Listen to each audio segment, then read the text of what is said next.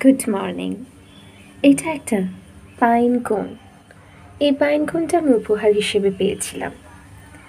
পাহাড়ি রাস্তায় এমন পাইন কোন আমাদের চোখে প্রায়ই পড়ে।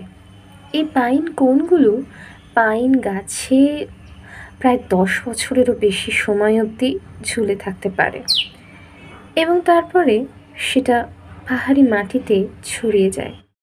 পাইন কোন আসলে পাইন গাছেরই রিপ্রোডাক্টিভ অর্গ্যান। যখন এর মধ্যে সিডগুলো থাকে তখন এই পাইন কোন কিন্তু একদম এই পাতাগুলোকে বুজিয়ে রাখে। সেটা দেখতে হয় খানিকটা এরকম।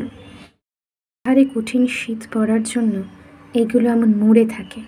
তারপর যখন গরম পড়ে আস্তে আস্তে তখন সময় হয় এই পাতাগুলোকে আবার খুলে দেওয়ার।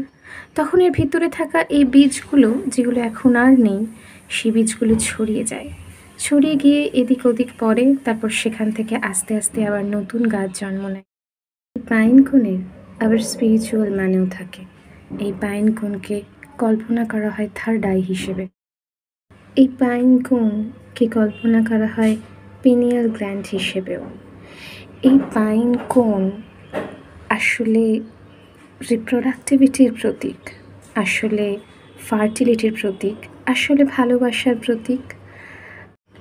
তাই অনেক সময় দেখা গেছে যে প্রাচীনকালে মানুষজন তার বাড়িতে কিংবা যে কোনো ধর্মস্থানে এই পাইন কোনের চিত্র ব্যবহার করেছে বা পাইন কোনকে ব্যবহার করেছে কোনো শুভ কিছুর ইঙ্গিত করতে।